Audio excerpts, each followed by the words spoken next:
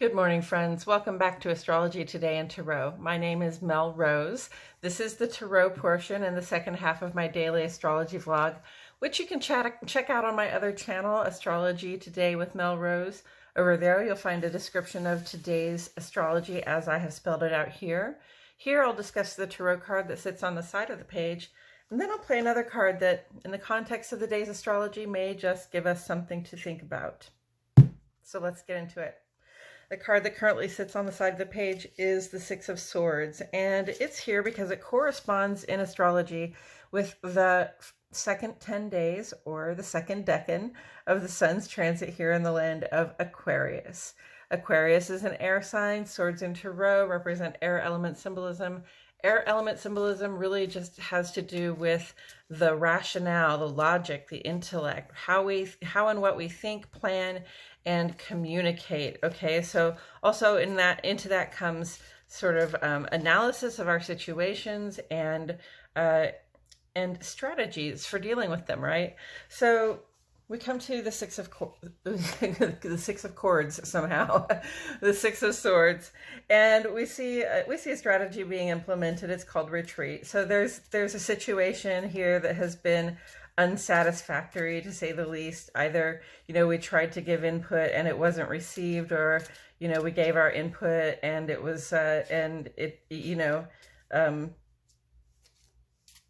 we got unkind words, or people made plans without us anyway, if we were in a collaboration, or just whatever it was. It might have felt like a toxic situation, a harmful situation, or just like a situation that wasn't really working out according to what you think should rationally happen according to the plans, right? So at this point, we initiate a journey, right? We move into a way of being that's in transition. We're leaving something behind that didn't work for us, and we're moving on. And that journey can be a physical journey, or it can be a journey of the heart and the mind, just to create some distance between yourself and the thing that doesn't feel so agreeable to you.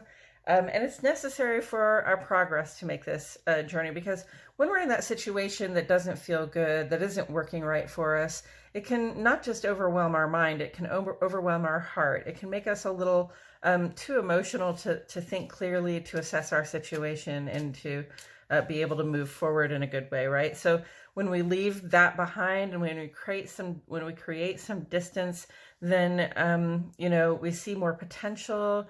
We kind of have a clearer view of our own emotional state, and also a clearer view of our own actions and our own interactions in those relationships, so that we can assess what happened and, choose with a clear mind and a clear heart what we're going to do going forward. So good thing to create that space sometimes, and just, allow yourself some time and distance to heal and work on something else, right? So I'm going to turn this card over this time. Ooh, we got Arthur. So you'll see that I'm using my Arthurian Tarot deck here. I've had some guidance to try using different decks, because the one that I like to use has been giving us all the same cards over and over again. This is a deck about the Arthurian legends.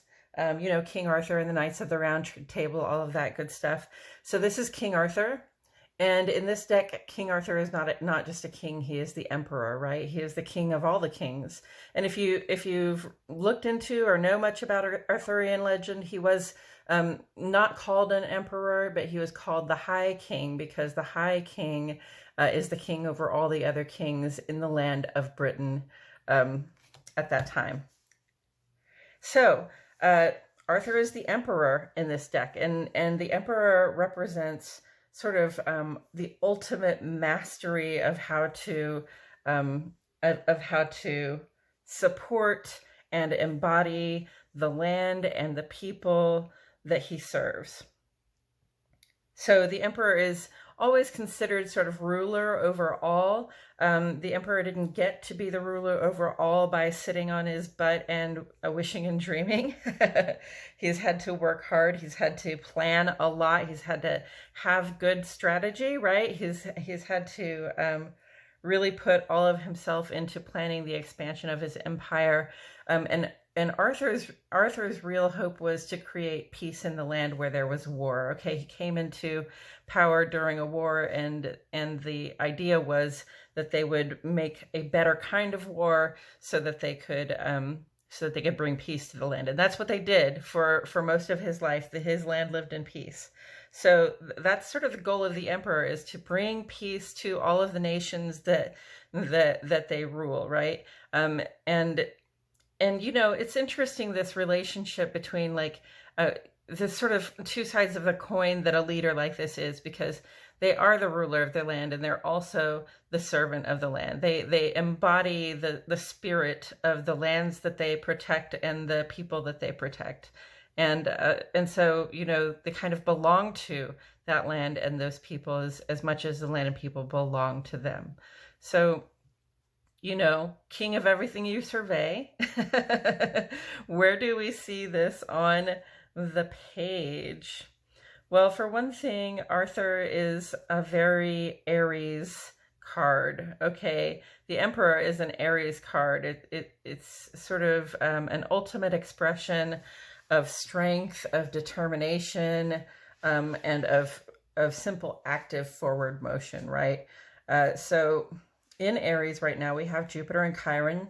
They're closing in on a conjunct. They are essentially conjunct right now, but they will be that conjunct is going to complete itself, culminate very soon here. So that's kind of exciting, because what you've got is Chiron in Aries, which is about healing the social wounds, right? Healing the things that make us feel, that have made us feel different or separate or somehow apart, in the context of our collectives and communities. Old embarrassments, being left out, being put on the spot in a way that felt, unfair or unkind by a group of people.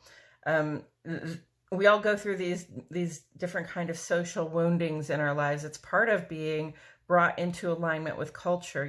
Like we're all just born these sort of wild little beings, and then we have to be conditioned to act in a certain way so that we don't cause disharmony or cause upset or cause imbalance or a feeling of uncertainty in our cultural sphere. So, eventually, it's through adversity like that one becomes the ruler of their own life, right? We sort of know what the culture expects of us. We are of the culture, and the culture is of us, right? And healing those wounds helps us sort of come out on top of that in that equation. Healing those wounds, allowing those old parts of us that feel wounded to be resolved in some way, is how we sort of come ultimately into command of ourselves and our own lives. Now, putting that together with Jupiter in Aries, Jupiter is the giver. It's the mama. It's the one that just wants you to have whatever it is you need, that makes you feel like you are growing and changing and things are getting better all the time. That higher education, being able to do business that thrives, or being able to do bigger business, traveling abroad, getting out into the world, having adventures, whatever expands your idea of what you can be, do, and have. Jupiter is all about it. And when it's in Aries, it says, take action. The world is your oyster if only you take action, right? So Jupiter really just wants us to give ourselves physically in motion to the idea that we can be, do, and have more, just to go after it, right? To pursue it. So, taken together, these two can really pack a powerful punch in our ability to become the rulers of always survey, right? Global domination, so to speak, on the personal level. Because, when we take action to heal, when we take action to resolve ourselves of those old woundings, those old pains, those old embarrassments, and other social harms that have been done to us, when we take action to resolve those things in some way, and sometimes that's just by facing a fear, right? Like I'm afraid of public speaking. I'm afraid everybody's going to laugh at me. So I'm going to go do some public speaking, that kind of thing. There are other ways to take action to resolve those old harms too, though. There's always therapy, right? There's always meditation. It's just about what you're going to do. And when you take action to seek to heal from those wounds, then you will find growth and expansion. That's what that says there. Jupiter and Chiron conjunct in Aries.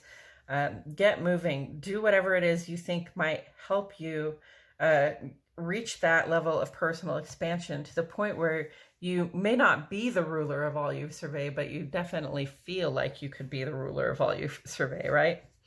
Okay, and taking this together with the Six of Swords.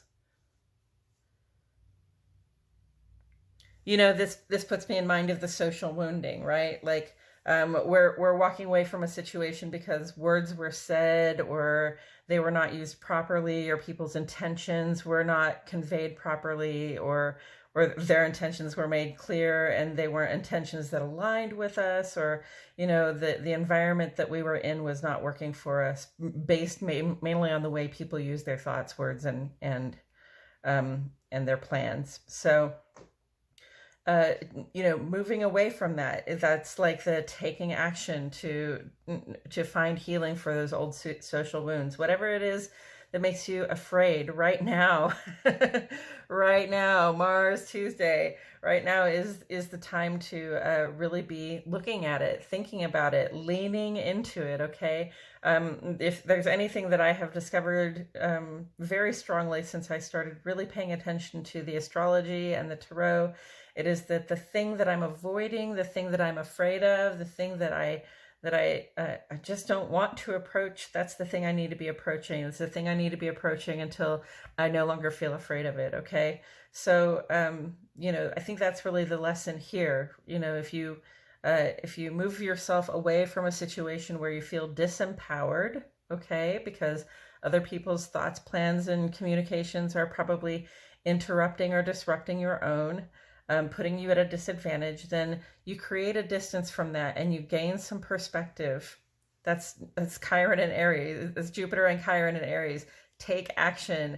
Give yourself some space to take some perspective on it, so that you can receive the healing, so that you can make yourself whole again. You can assess what you've been through and decide who you are now and what you're going to do next as a result of it. And this is what empowers us to have that expansion that puts us in control, in charge of our lives, you know, of our own creative domains. And, you know, it takes work. You know, King Arthur here says this takes work. It takes labor. You have to be in the fight. You have to want to win. You have to have that personal peace to actually gain it. Yeah. Okay, friends, I think that's all I have to say about it today. Thank you so much for joining me. I truly appreciate your presence here. And I'll see you all back here tomorrow for more Astrology Today and Tarot.